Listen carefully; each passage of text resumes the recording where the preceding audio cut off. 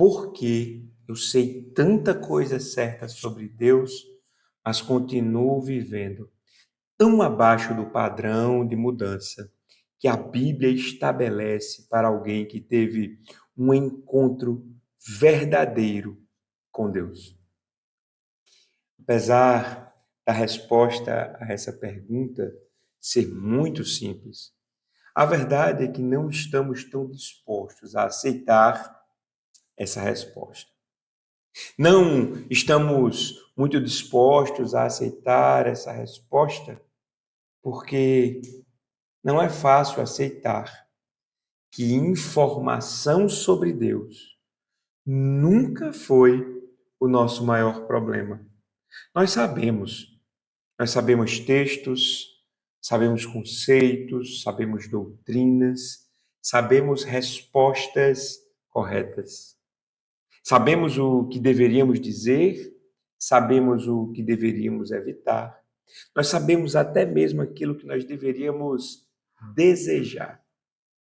Mas, porém, contudo, ainda assim, há uma distância, muitas vezes dolorosa, entre aquilo que nós confessamos com os nossos lábios e aquilo que nós vivemos na prática, no cotidiano, na vida real. E muitas vezes a explicação mais comum para essa distância, para esse hiato, é superficial. Por vezes, damos desculpas do tipo é falta de disciplina, ou é falta de constância, ou dizemos que é falta de força de vontade, falta de motivação.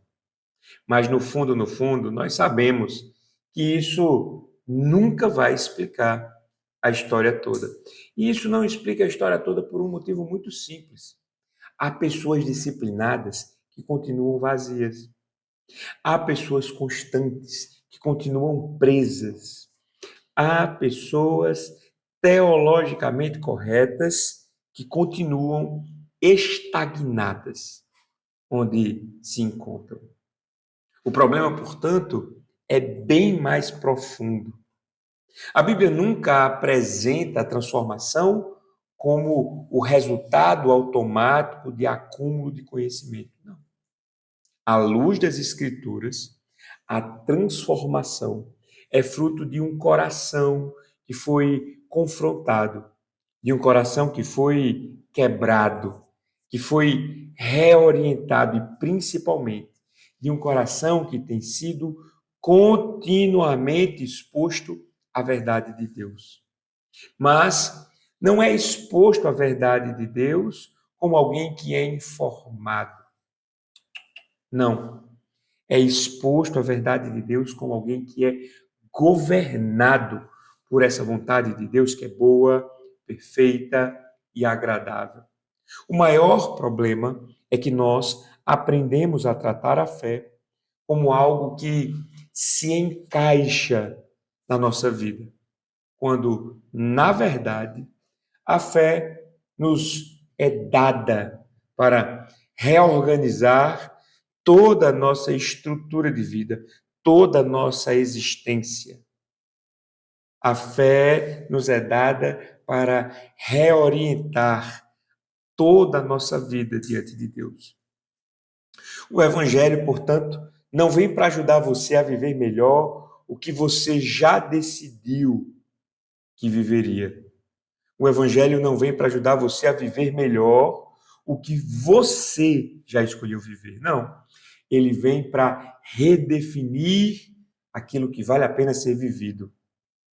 É por isso que o Evangelho, quando aplicado adequadamente, é um gerador de frustração.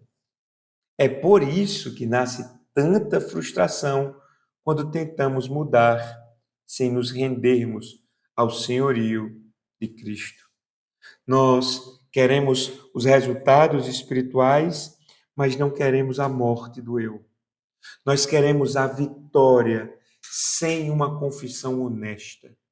Nós queremos frutos sem termos uma raiz profunda. E isso nos cansa. Isso nos cansa, porque nós estamos simplesmente tentando sustentar com esforço humano aquilo que somente o Espírito de Deus é capaz de produzir, é capaz de sustentar. A Bíblia é muito clara. Transformação cristã não acontece no isolamento. Não, ela acontece à medida que a palavra de Deus passa a habitar ricamente em nossos corações. À medida que vivemos em arrependimento contínuo, à medida que somos corrigidos, à medida que somos exortados, à medida que somos encorajados no corpo de Cristo. A transformação cristã, portanto, não é um evento. A transformação cristã é um caminho. A transformação cristã não é instantânea. A transformação cristã, ela é progressiva, paulatina. E o pior é que quase sempre essa transformação é muito mais lenta do que nós gostaríamos que ela fosse. Talvez o ponto decisivo, inclusive, seja esse. O que nos impede muitas vezes de mudar não é a falta de acesso à verdade. O que nos impede de mudar é a resistência em permitir que essa verdade confronte aquilo que nós amamos, que essa verdade confronte aquilo que nós estamos preservando, que esta verdade confronte o que temos justificado em silêncio. A palavra de Deus, ela não transforma apenas porque ela é lida. Ela transforma porque ela é acolhida com temor no coração. E isso exige algo que não combina nem com pressa, nem combina com performance, porque isso exige humildade. Isso exige humildade para admitir que saber não é o mesmo que viver. Isso exige humildade para reconhecer que algumas quedas não são acidentais, que algumas quedas, na verdade, são sintomas que precisam ser observados. Exige humildade para voltar sempre para o mesmo lugar, voltar sempre para diante de Cristo. Não como quem já dominou o caminho que precisa seguir, mas como alguém que ainda depende integralmente, que ainda depende totalmente da graça de Deus. Se existe algum tipo de esperança real aqui, ela não está em técnicas melhores, em ferramentas melhores. Ela não está. Você não vai encontrar essa esperança em promessas rápidas. Ela está no fato de que Deus não abandonou o processo que ele mesmo iniciou em sua vida. Deus não abandona o processo que ele inicia na vida dos seus filhos. Aquele que nos chama à transformação é o mesmo que opera em nós tanto o querer quanto o realizar, mas não segundo a nossa vontade. Ele opera em nossos corações tanto o querer quanto o realizar nos seus próprios termos, segundo a sua vontade. A pergunta, então, não é apenas por que eu ainda não mudei. A pergunta é se eu estou disposto a aceitar, a me render, a permitir que Deus mude não só meu comportamento, mas principalmente o centro do meu coração. É aí que o caminho vai começar.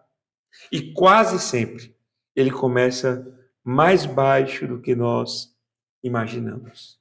Ele começa de joelhos dobrados, sem um discurso pronto, apenas com a verdade diante de Deus. Um grande abraço. Fique com Deus. Até o nosso próximo encontro.